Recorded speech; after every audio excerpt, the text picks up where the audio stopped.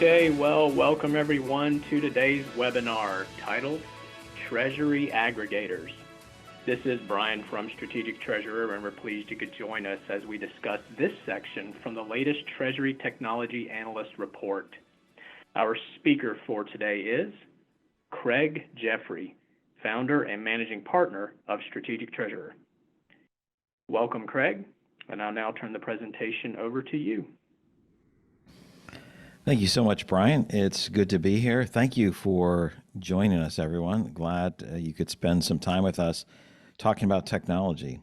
For those who are familiar with our analyst report, you can download that from our website. There's information that'll be in the chat box, and that covers quite a few areas of technology. So thanks for spending some of your afternoon, evening, or morning with us. So here's our slide show of what we're going to be covering today, the agenda.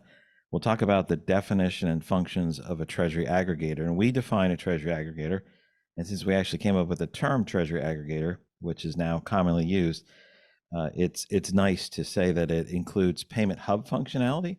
That's the functionality of a system that can support payments being generated, payment instructions, and being sent to any financial institution or any network, as well as information aggregation. That is the collection of information and data coming from multiple sources, let's say multiple banks, and then putting in the right format and getting it back to whatever underlying systems you have behind the scenes. So that's Treasury aggregator, payment hub, and information consolidation activity.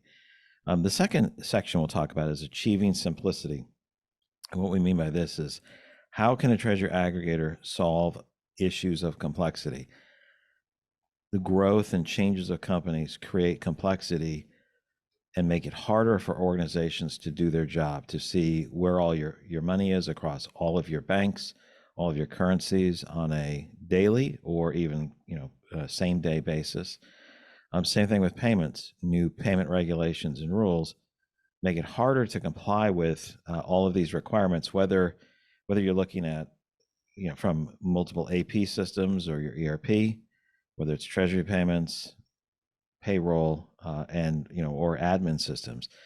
The complexities we have with handling new formats, new payment rails, and doing the compliance activities that are necessary for that, this becomes more complex the more underlying systems you have for that. And so any change has to be done and replicated, oftentimes, to 3, 4, 5, sometimes over 40 systems. And so achieving simplicity is going to be an element of our discussion. So are you a candidate for a Treasury aggregator? Who needs a Treasury aggregator? What are some of the elements of complexity where it makes sense to look at and consider a Treasury aggregator? Where are you past the point of considering that and needing to move to that type of technology? And are you a company or an organization in process? We'll look at emerging tech that's relevant to Treasury aggregator. So we'll have all the good buzzwords, some of the new changes, and we'll cover that and how that applies to this sector of the Treasury technology space. And we'll look at leading practices on putting this type of technology in, how that helps with your accounting systems, reconciliation activity, treasury systems, forecasting tools. So we've got a lot to cover. At the end, you'll see some of the common Treasury aggregators that are in the analyst report. So companies like Axletree, Deluxe, ECS Fin, FIDES, and TIS. We also have a couple of treasury management systems who have Treasury aggregator functions and appear in the report in that area. And that includes G-Treasury and Kyriba. So we've got a lot of material to cover. We're pretty excited about it. So let's continue our discussion. So the definition, I gave you a hint, and this is the Treasury aggregator provides the information consolidation activity, pulling data in from all of your banks. So this would be the data inside would be balances, transaction data. It can include rates. It can include other services, could be investment activity. So it's pulling that in through the aggregator, and then off to the left-hand side of what you see on the screen would be the underlying systems, whether they're housed in the cloud, whether they're on premises. So your ERPs, your treasury management system, a reconciliation platform, maybe multiple admin systems that sit behind the scenes. So that's the data in, that's the information consolidation. That's the one part of it. And then payment hub functionality is payments going out. So behind and to the left of the Treasury Aggregator, we could have a list of systems that originate payments in some way, or payment information, payment instructions could be started within the Treasury Aggregator. And so then there's the delivery of this information out to vendors, out to banks, out to whomever is going to execute these payments. And this is what's really quite nice about the aggregator. It handles that technology function of the payment hub as well as the information on the inbound side. Now, some of you are familiar with the term payment factory. And if you read or if you do a ChatGPT search about definitions, payment hub more commonly than not is the definition that refers to the technology around gathering payment information, putting things in the right format, maybe having approval and rules associated with that, delivering that information to, let's say, your banks or through Swift or through other networks, and then receiving confirmation, validation, back and forth. So it acts as that go-between that handles formatting, compliance, validation. So sometimes people use the term payment factory. That one we define, and for purposes of this, it's payment factory is the group and the technology that a unit may have or a company may have that handles payments. They may be reviewing things and have staff that cover it for multiple regions of your organization.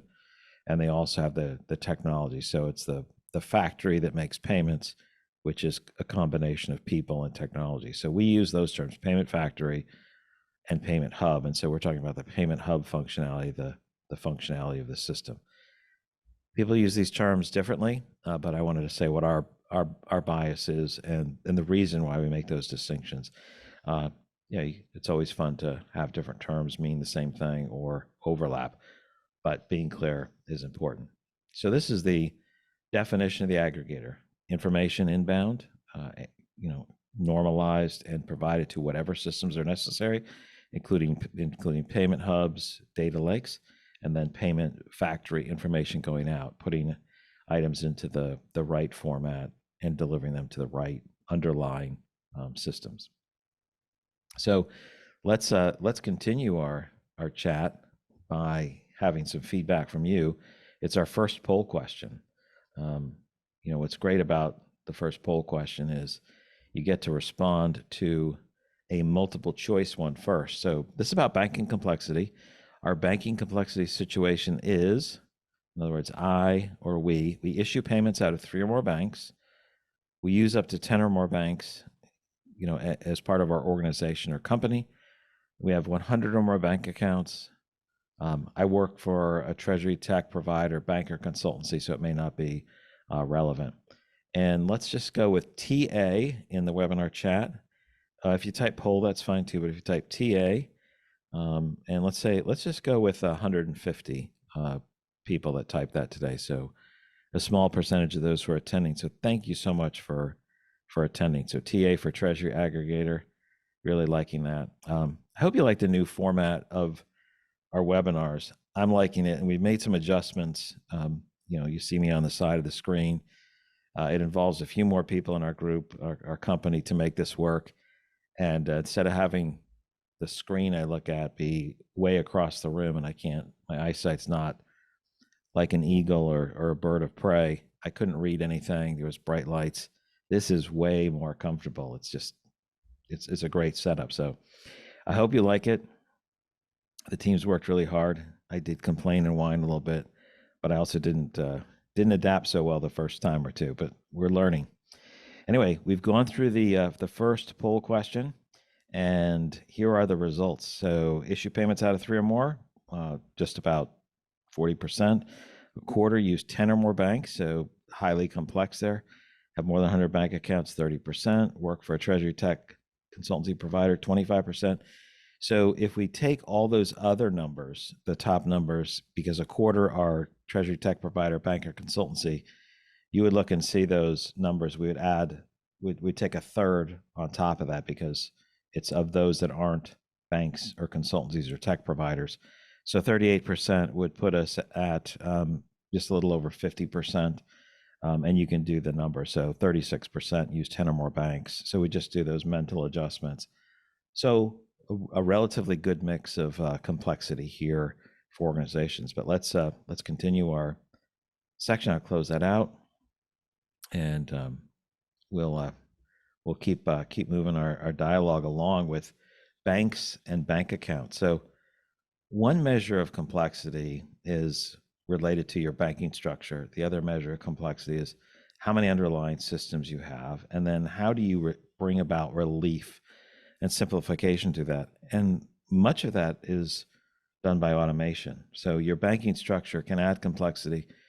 Your banking structure may also make your overall structure of moving funds, gathering information, more rationalized and normal. So I don't mean to discount it, but automation tends to be the savior in so many ways of what we do. And the banking structure can be a necessary component, but can also add perhaps more complexity than we might otherwise like or admit to.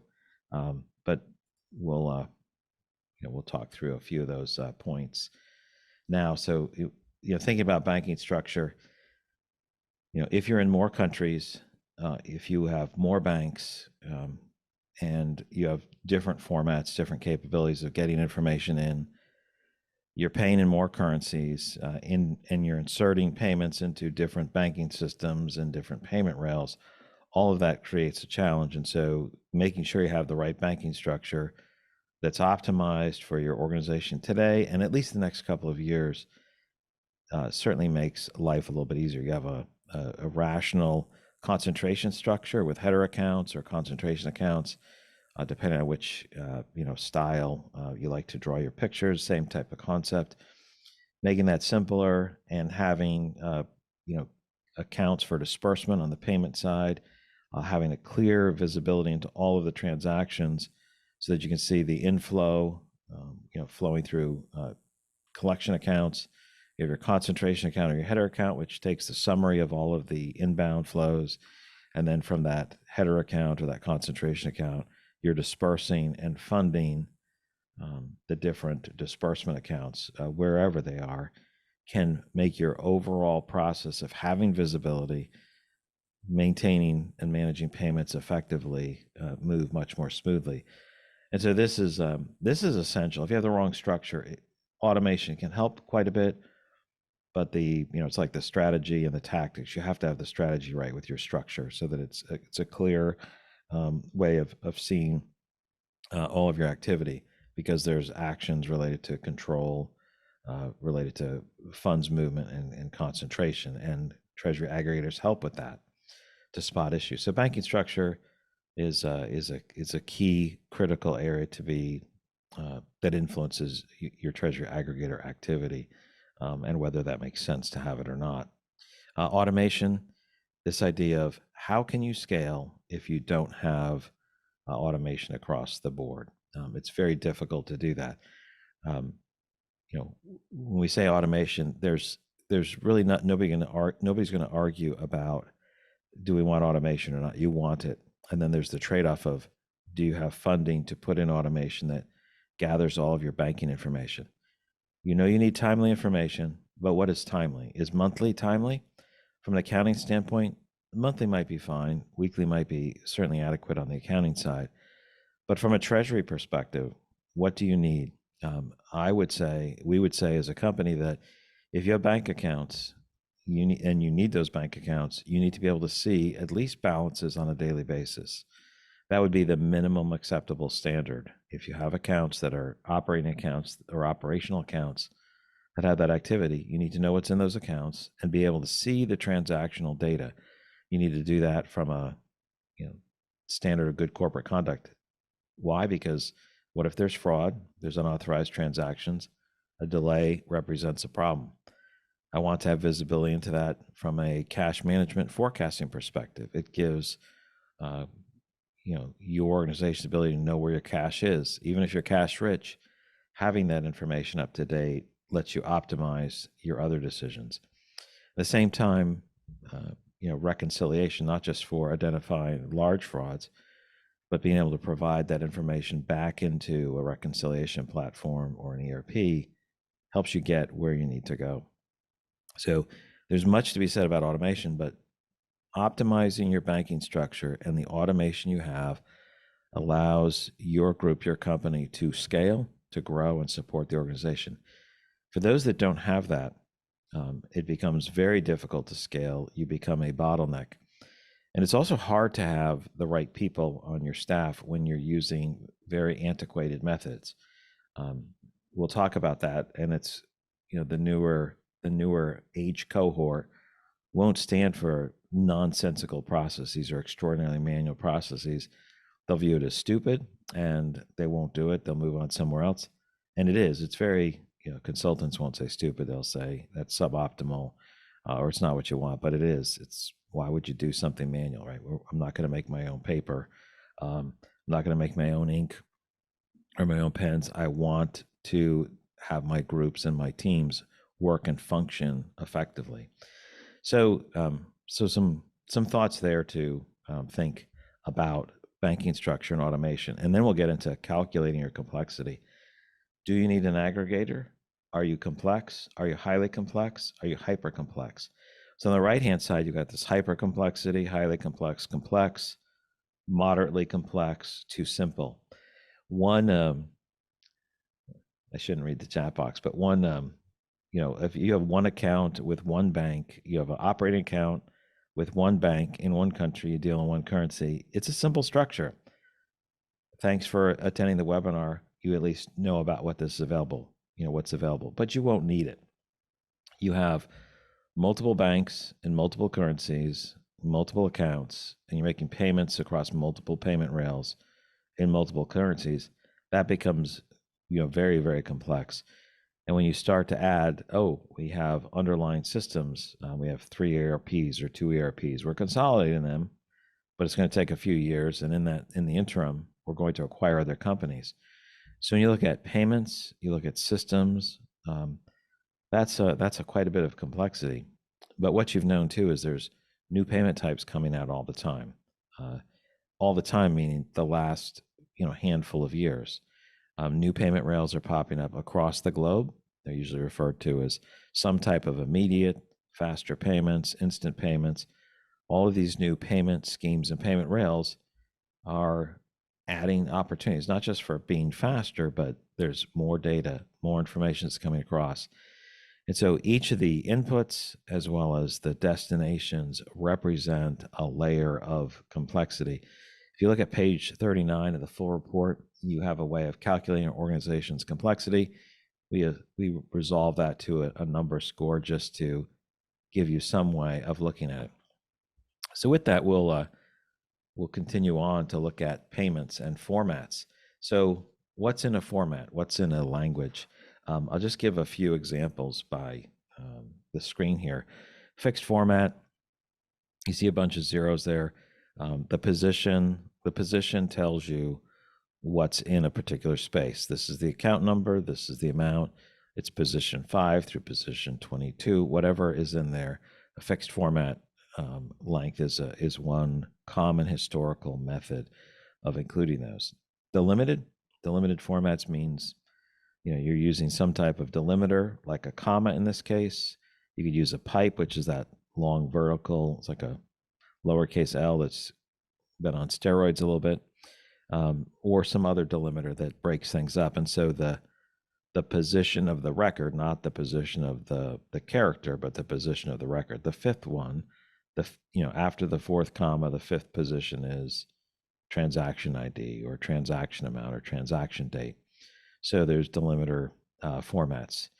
So fixed length formats, a number of banks have proprietary formats that are fixed length for sending payments. Delimited formats are pretty common if you're used to BAI2 or the message type MT formats like an MT940. These are formats that are delimited, and these are great for saving space, but they're limited and they don't change. There might be a place to put reference information, but those formats don't change and adapt over time. There's much more restrictions placed on that. And then you have the extensible, like extensible markup language, as an example, where you might have the payment amount. You see on the screen, it might say payment amount in these brackets, and you got the payment amount at the end where you see the slash at the end, and that basically says those 4 zeros .00, that would be the amount, and you know it's the amount, but it also tells you that it's the amount because it says it comes with its own tag, the tag at the front and the tag at the box, and that's why you see the little gang sign there with the extensible, the purple chart on the side. And so this means the information comes along with its own descriptor, which means if your receiving system is smart enough, you can provide more data to it, and it can use it if it wants it, and it can ignore it if it doesn't. And if your bank or the other party provides more information, then this information can be used or not used in the underlying system based on how you handle that data. So the extensible formats allow you to put more data in, allow it to be more adaptable without breaking the end system. So if you have a delimited file format and you say, we need more information, we need it to be enriched, more information is placed into that file, and it moves, record 7 to record 8, or it doesn't know how to handle this extra information, you can cause an bend when you're loading data into a reconciliation system or an ERP. So you can see the general biases towards the more rich formats, or the formats that allow you to include more information. And so that'd be extensible markup language. And so you might hear examples of that, like the CAMT for cash management formats for information reporting, as opposed to the MT940 or the BAI2. Same thing on the payment side, the PAIN.001, et cetera, for payment instruction, PA for payment and IN for instruction. So those formats are richer. They allow for greater, cross use. And so when we think about formats, how do you handle the growth in payment types in different environments? And as we transition from the older formats like fixed length and delimited to more extensible, richer formats. So the richer formats are going to be a better place to go and live in many cases. You'll have to make those decisions individually. I can't say it completely blanket that way, but why would you care about richer formats? Because they'll help the process. They'll help the process and the data to be incorporated into the systems, be more visible, allow for better reconciliation, posting, analysis. So you want to move towards richer information and the more current formats that will last longer. That's more future-proof is what I would say that you'd want to be looking at. So that's a little bit of a commercial for XML and the newer formats. So I will, let us continue on security. What's another reason for looking at security in this discussion about Treasury aggregators? Well, security is a big issue in many ways. You have to protect your backside. Security is, we've all heard lots of information on frauds that have occurred, data breaches that have happened, payment fraud that occurs across all different payment rail types.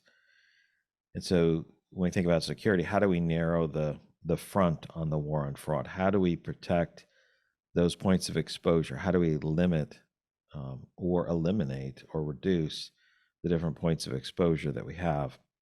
So aggregated payment processes allow us to have a clearer view into what's being paid. It can allow for a consistent approval process running through an aggregator. So all of those different areas that are generating payments that they're, manually keying into a portal, someone's working with Excel, creating a file and uploading it to a bank portal, or they're doing some kind of extract and transfer via an SFTP off of their desktop, or maybe it's from a ERP directly to the bank. All of those represent points of exposure, and so having a aggregator sitting in the middle can allow for consistent control and validation, and then be completely secure from that point going to the financial institution or to the network to make that information flow. You need to check for uh, those organizations that are on watch list or that are on sanction list. Well, they can all be screened there. If you're not screening all of these in the individual underlying system, all of that can be screened so you don't make payments or you don't send payment instructions that are to a sanctioned party. It becomes a reportable event. Same too on the information coming back. The faster you have information coming back to your underlying systems, the more rapidly you can see what's our cash position, the more rapidly you can do a reconciliation, the more automated you can do your reconciliation and identify any issues. And speed matters. So being able to have that information come back more rapidly means that you'd be able to detect some type of fraud or loss far more quickly. And that gives you greater opportunities of stopping it if money has in fact left your bank accounts. But the more payment processes you have, the more systems you have, those are more points of vulnerability. You may be protecting the front door on your house. You have triple deadbolts on it. It's protected. That might be your ERP to the bank. That may be really, really well buttoned up. But you may have dozens of other payment flows that are not well protected, that individual files are exposed. And I'll just say one thing at the bottom of this, just from an overall perspective at looking, having inventory of all your payment flows. We do assessments. We do payment security assessments as a consulting firm. That's our business. This is not a commercial for that. That would be in our individual conversations that we make a commercial. But when we do assessments, people say, help us understand our payment flows. We think we do pretty well, or we know there's some weaknesses here. Help go through this with us. We'll do a complete inventory of what exists. We look at payment flows. Almost every time we find 50% to 100% more payment flows than they thought they had. And this is usually both eye-opening and scary to the organization that there's that many payment flows. And these are organizations that say, we're focused on this, we want to do better. But they're also usually organizations that continue to acquire organizations. And so they incorporate them. They usually move the biggest flows into the new ERP, or they put them on the TMS. And then there's a residual, handful of items that get left over for day two. But before day two gets here, there's another acquisition. So day two moves to day three. The other company's day two items, are day two until the next one comes in. So now you have day two, day three, day four. So we're usually finding out quite a few more. This is one of the elements of how do we control, how we provide security across the board. So a couple items there to keep all of us well concerned and on our toes. And after security, the security discussion, unknown bank accounts is another area. I talked about unknown payment flows and payment channels, that you find more of these as you do a more thoroughgoing audit and review. What about unknown bank accounts? So if I don't have a bank account, how do I know if I'm having fraud against that? Do I have visibility to it? Oh, it's not on our master list of bank accounts. It's not even in the main consolidated ERP. Or they're rolled up in some way. Here's a survey we did recently. Within the past 2 years, have any active bank accounts been discovered that were previously unaccounted for in Treasury? So 10% were unsure. 18% said yes. 72% said no. Now, the 10% that are unsure, if we factor that out of the equation, you can see you're going to be 20%, or 1 in 5 are finding bank accounts, active bank accounts, that were not accounted for by Treasury. These may be small dollar amounts. Maybe they're very minor. They're not showing up in that way, yet it represents a point of exposure. Your use of aggregators, your design of your banking system will help resolve that. So this isn't the issue. You're looking at all of your exposure points, as opposed to, I didn't know we had that account. We found out about that. All right, we're going to look at compliance. I'll let you read the screen for a second.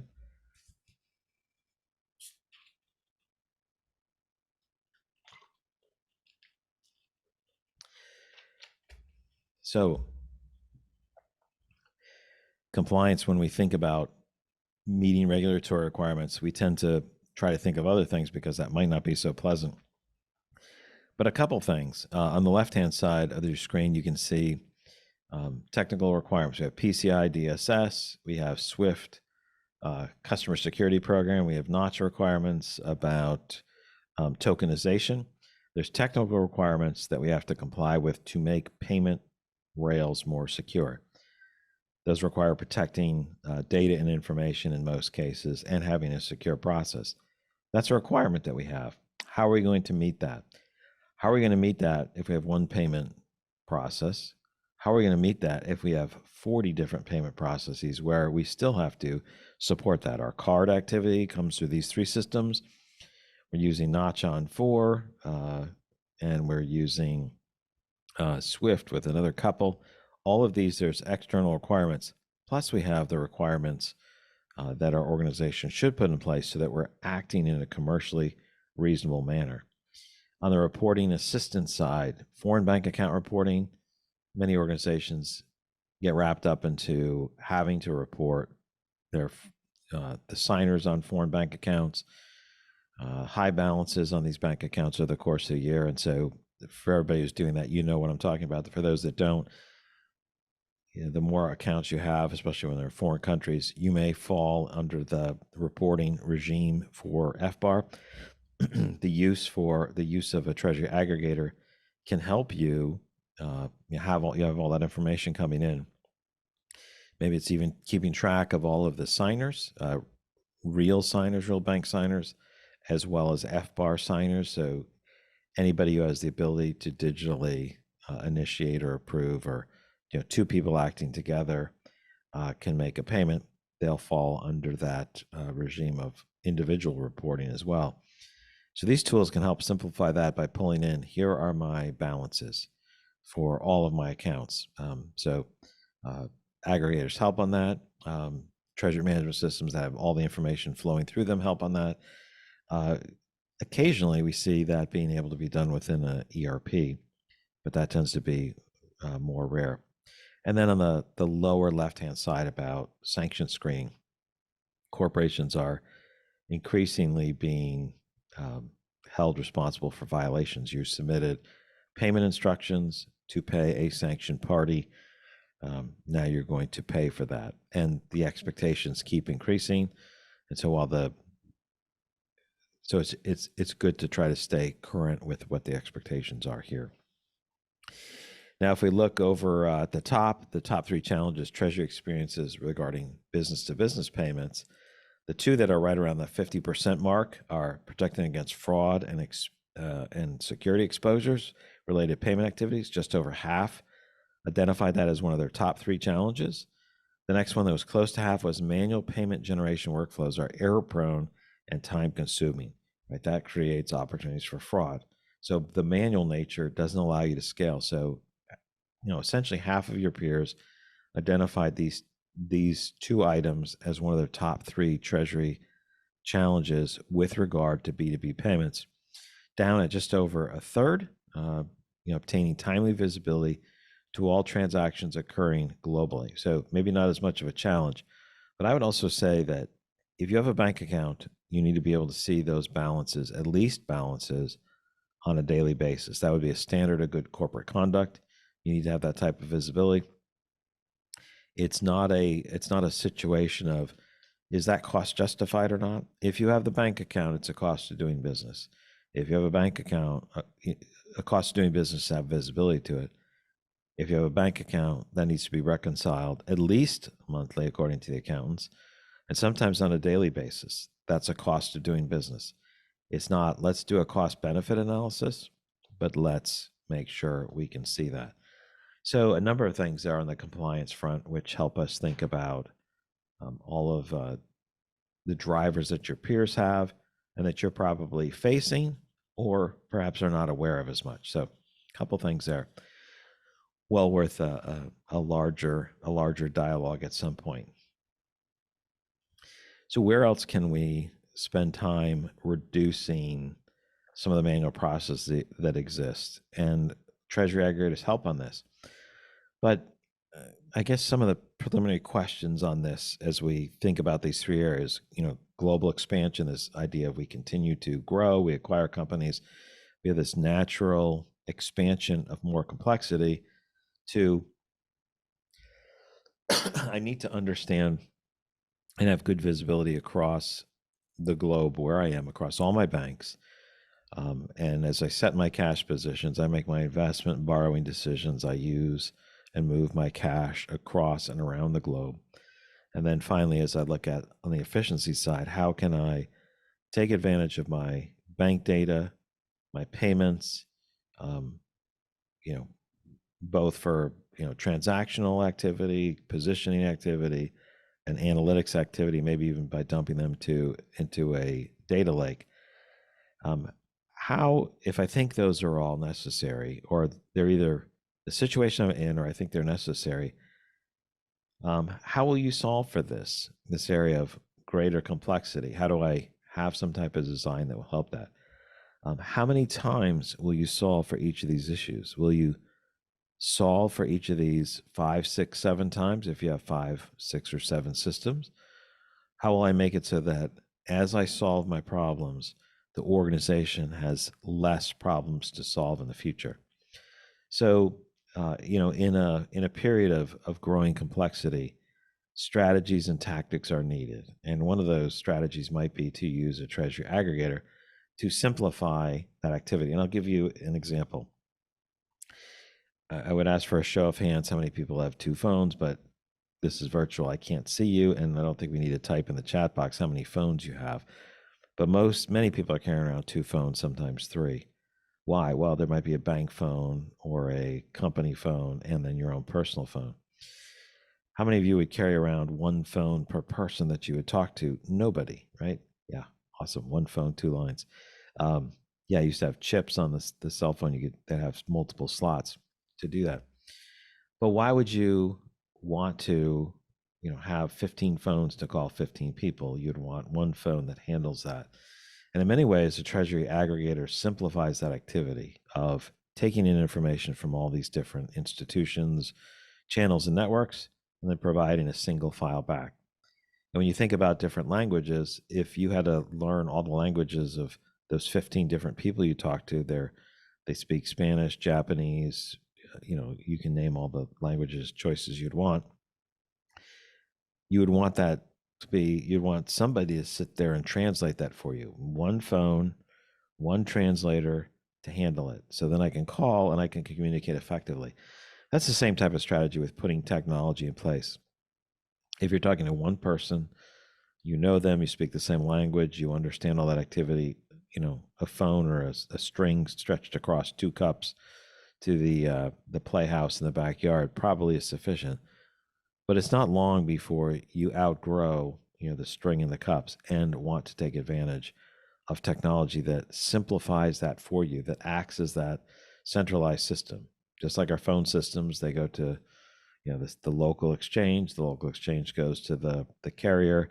They translate how all your calls go. Then, of course, the internet comes in and we use IP to send message packets for our voice audio, just like this is being delivered to you via IP. It's all being reassembled. So what do we use for technology to solve this? How many times do you want to solve this? And do you want to solve it so that it stays solved?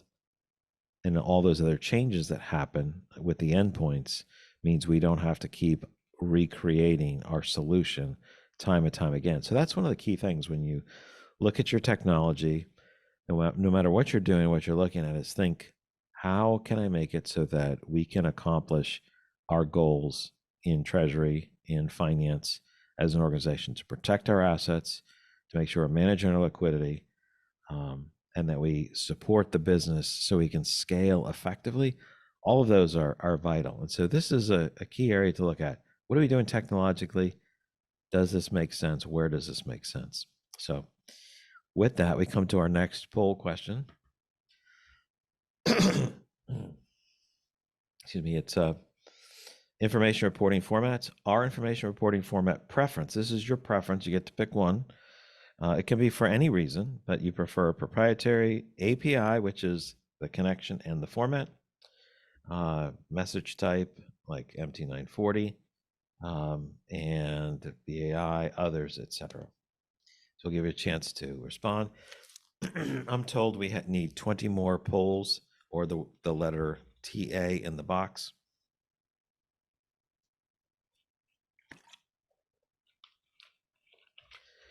All right, that's great. We keep Brian counting.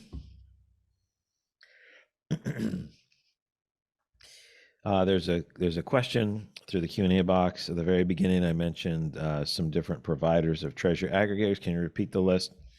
Yes, that list is at the end of the deck. Everyone will get the deck. You'll have those, and you'll also see those organizations in the report. We'll have a list for the report to download. That report to download is free, other than the time it takes you to download it and the time it takes you to read it. So thank you for doing that. Information reporting formats. Interesting. We have proprietary and message type very low. So like the MT940, for example, very low, 4%.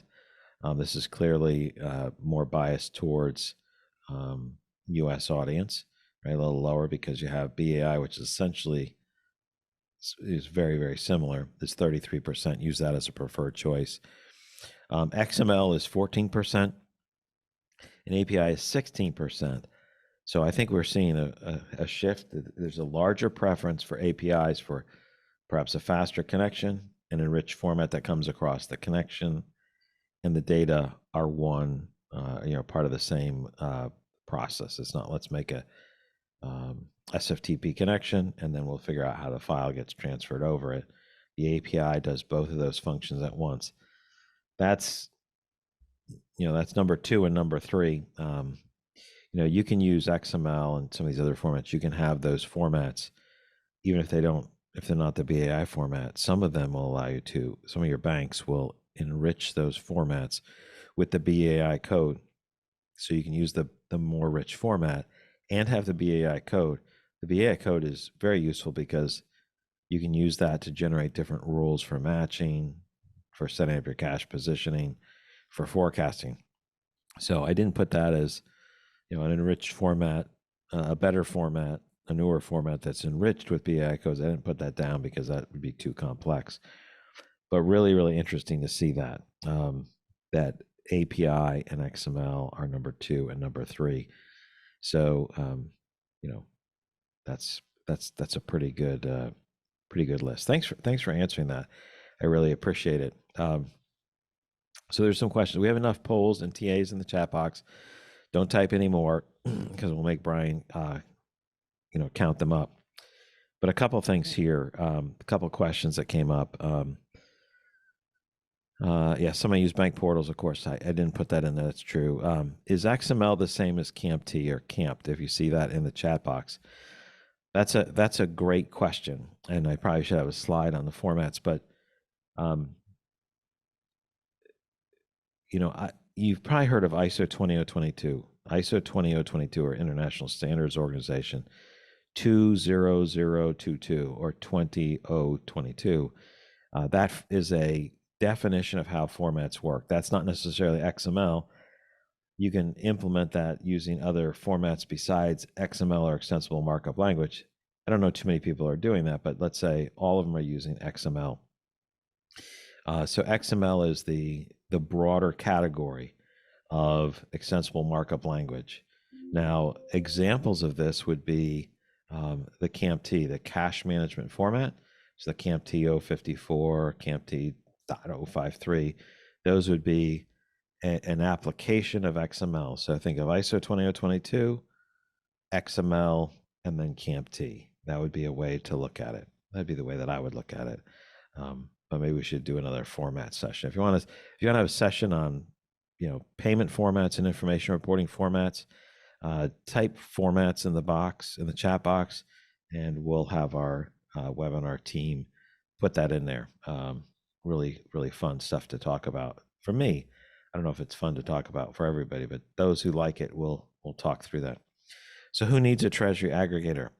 Do you have a lot of accounts? Do you have a lot of banks? Are you expanding? Are you continuing to change and get more complex? Those point you towards an aggregator. Are you concerned about payment security significantly? And you have some of those factors. The payment hub functionality. You could look at maybe a payment hub or a broader Treasury aggregator to help provide consistent security across the board. Now, one of the other elements about a Treasury aggregator um, that helps with payment security, we think about training.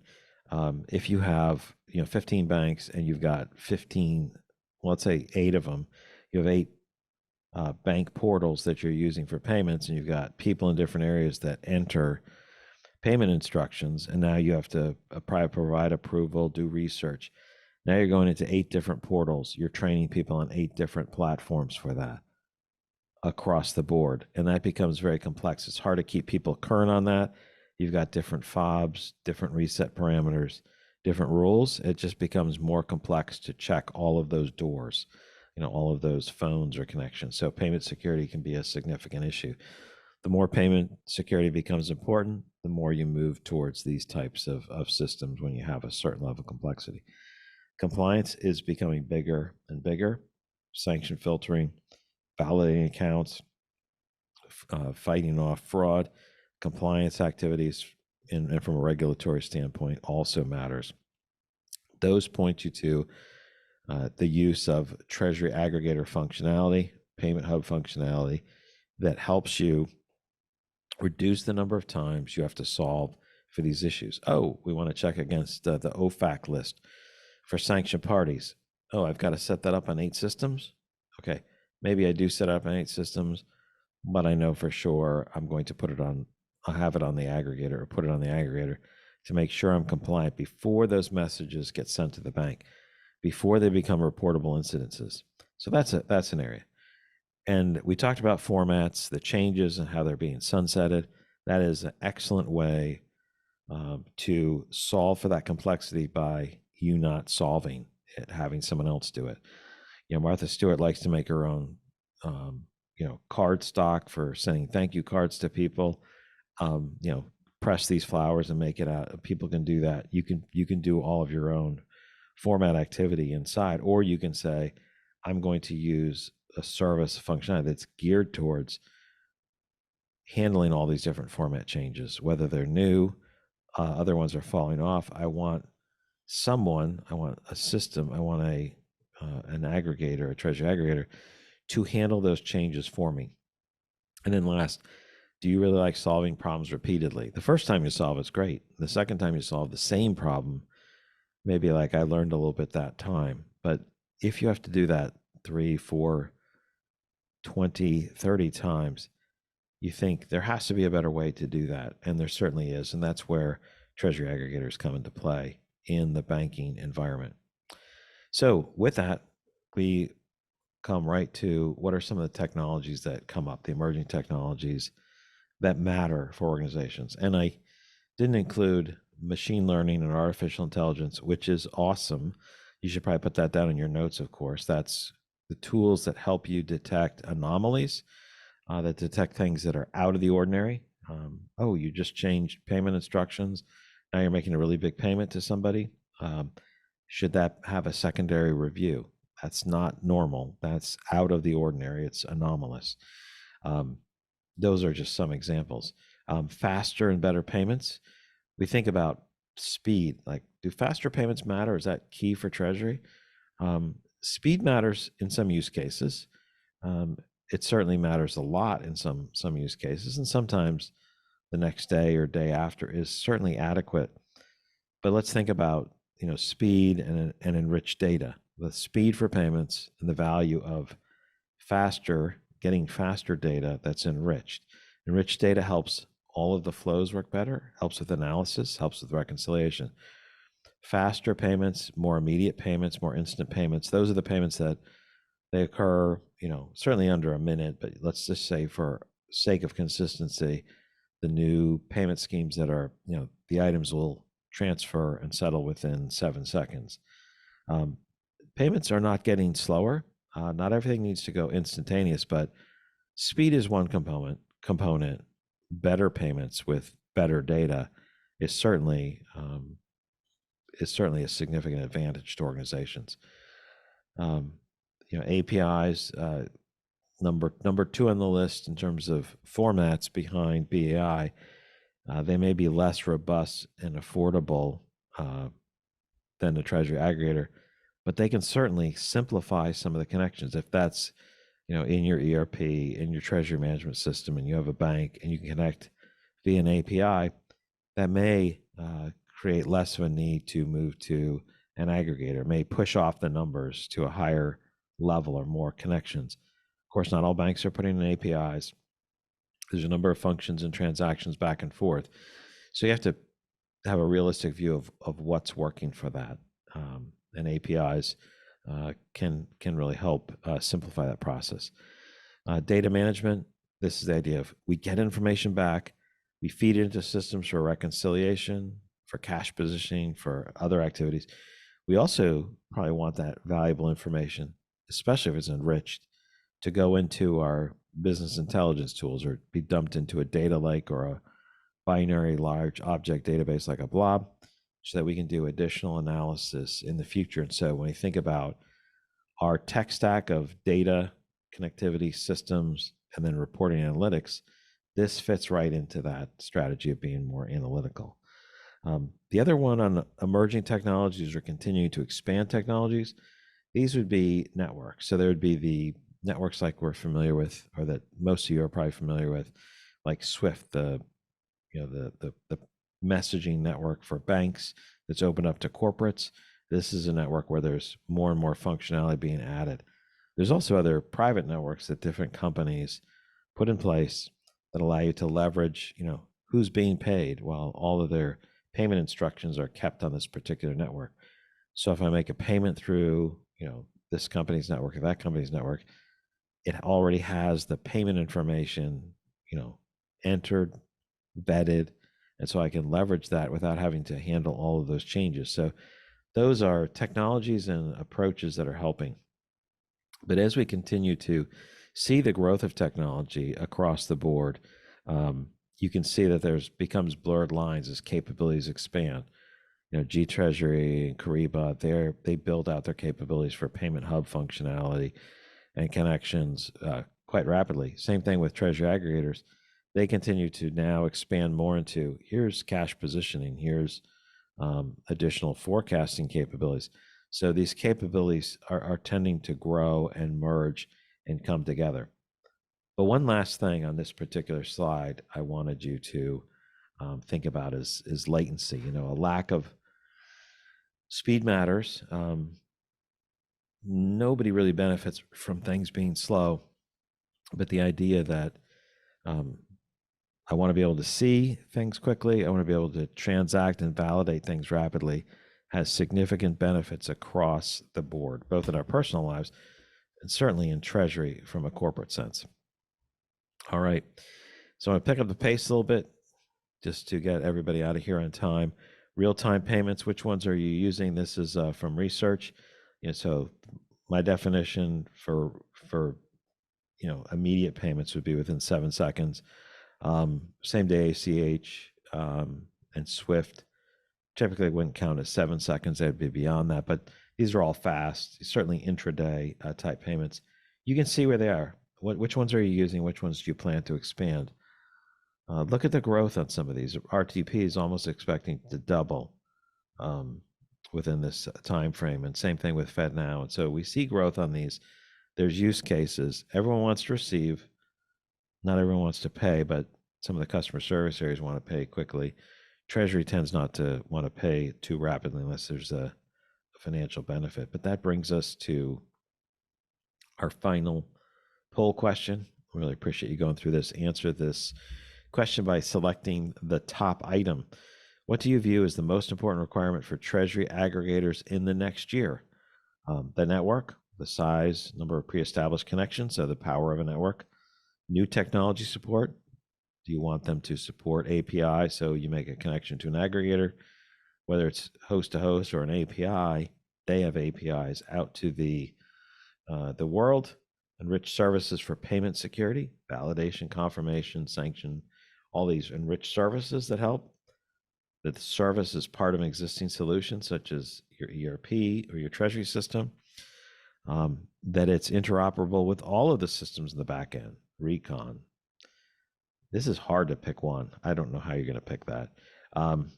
Enrich services for information reporting, confirmation, error detection, and recovery. So we have enough poll questions. People typing the word poll in the side, but we do appreciate your enthusiasm. This is awesome. So give everybody a chance to submit that. And please don't type poll or TA in the box anymore, because Brian will have to count them. He's happy about counting them. I have no idea if he's happy or if he likes doing that, but it's fun. All right. So, wow, 3 items are tied at 23%, and they're all not the exact same number, but number of participants. But the top one is enriched services for payment security. That's the top one at 23%. Next, also at 23%. Slightly lower number of services interoperable with all systems, such as reconciliation. Number 3 is new technology support API. So really interesting that they were all close enough that they all hit the same percentage. We're going to close that, and we're in our home stretch now. So when we think about implementing a Treasury Aggregator, how do we go through it? I'll just say a couple things here. We've talked about that. So external and internal. The external integration is with banks. The idea of, if we're implementing, what are the best practices? If I implement and connect to banks, and I'm using a Treasury Aggregator, and let's say I have 20 banks or 15 banks, I connect to those. I'm putting in a Treasury system, or I'm getting a new ERP. I put in a reconciliation tool. Now I have that information coming in. I feed it over to the Recon platform. I move it to the new ERP or the acquired company. Gives me the opportunity, when I put those systems up, all the information's flowing in and flowing through the system. It feeds the system. It's like plumbing to the house, wiring to the house. So electricity, internet, water, whatever it is, it flows to the different systems that use it, your refrigerator, well, whatever you use, water and electricity. On the internal integration side, this is part of your overall tech stack and tech structure. What am I going to use the data for? What transactions do I need to execute? How do I need to confirm that? So this is where you work closely with IT. You think about all the payment flows, who originates and who receives this type of information, how and why, how do we do it, and why should we make things so that it's more scalable and future proofs what our activity is. This is very vital. And then from a staff side, if you have data and information, how can you make it so that it's easier to train your organization on making payments or performing reconciliation if you have 52 different ways of doing this or 20 different ways of doing this? If you allow it to work more effectively, it's easier to hire people and it's easier to accomplish. You're going to have water hauled to your house. You're going to have water coming in through a pipe into your house. Boomers are retiring. They may do that. They may have been willing to do that. Millennials will argue and go slow and complain about it, but they still might do it. But Zoomers won't do this. They'll say they may or may not say this is dumb, but they're not going to do it. They're going to go across the street or somewhere else to do that activity. So essential for what we do. That turns us back over to Brian with a couple final announcements. Download the reports in the webinar chat. Thank you for spending this hour with us. Indeed. Thank you, everyone, for joining us today. The CTP credits, today's webinar slides, and a recording of today's webinar will be sent to you within 5 business days.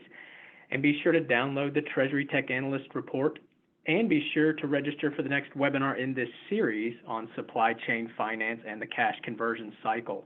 The links to both can be found in the chat box. Thank you, and we hope you have a good rest of the day.